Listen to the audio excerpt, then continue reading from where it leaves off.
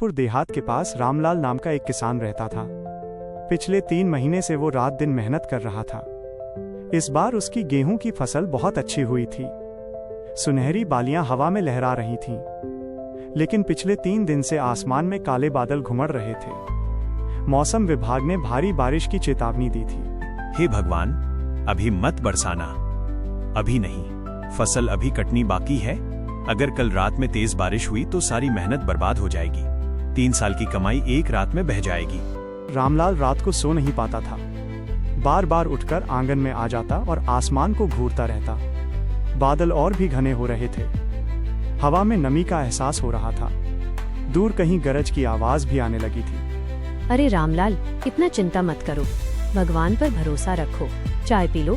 चिंता कैसे न करूं सुशीला, देख नहीं रही हो बादल कितने काले हैं।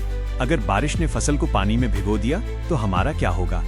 सुबह रामलाल ने फैसला कर लिया। वो अपने बेटे छोटू, पत्नी सुशीला और गांव के कई पड़ोसियों को बुला लाया। तात भाइयों, आज फसल काटनी पड़ेगी। बारिश आने वाली है। जितना हो सके उतना बचाना है। चलो जल्दी करो। कर खेत में काम शुरू कर दिया। कैंचियां, दराती और हंसिया चलने लगे। धूप तेज थी, पसीना बह रहा था, लेकिन किसी ने आराम नहीं किया।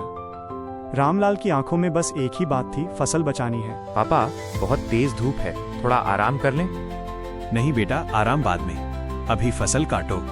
देखो बादल कितने करीब आ गए हैं। पहर होते होते आधे से ज्यादा खेत कट चुका था, लेकिन बादल अब और करीब आ गए थे। हवा तेज हो गई थी। ठीक उसी समय पहली बूंद गिरी। रामलाल जोर से चिल्लाते हुए, जल्दी करो भाइयों, आखिरी हिस्सा भी काट लो, हिम्मत मत हारो। रामलाल, बारिश शुरू हो गई। कट गई थी। सिर्फ एक छोटा सा हिस्सा बचा था, लेकिन रामलाल ने उसे भी काट लिया। सबके कपड़े भीग चुके थे, लेकिन चेहरों पर राहत थी। रात को जब बारिश जोरों से बरस रही थी, रामलाल छत पर खड़ा था। पानी की धारें उसके खेतों पर गिर रही थीं, लेकिन अब उसके खेत सूने थे। फसल सुरक्षित घर के अंदर रखी हुई थी।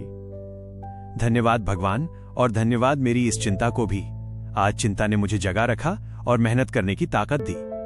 अगले दिन सुबह जब सूरज निकला तो रामलाल की फसल अच्छे दामों पर बिक गई।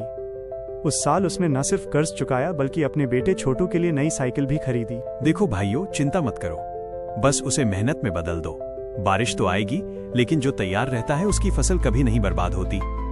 और इस तरह रामलाल की चिंता एक बड़ी राहत में बदल गई।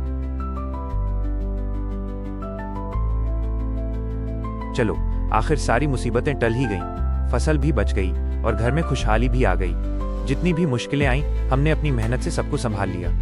हे भगवान, अब तो बस एक ही इच्छा है, थोड़ी शांति मिले और कड़क अदरक वाली चाय मिल जाए। बस अब चाय लेकर आओ, फिर सब बढ़िया है। और इस तरह एक बड़ी जंग जीतने के बाद रामलाल अब सुकून की चाय का इंतजार करने लगा। दोस्तों, अगर आपको रामलाल की ये हिम्मत और मेहनत की कहानी पसंद आई हो तो इस वीडियो को लाइक करें और अपने दोस्तों के साथ शेयर करना ना भूलें। यदि आपने अभी तक हमारे चैनल को सब्सक्राइब नहीं किया है तो अभी सब्सक्राइब कीजिए और बेल आइकन को जरूर दबाएं ताकि हमारी हर नई कहानी आप तक सबसे पहले पहुंचे। धन्यवाद।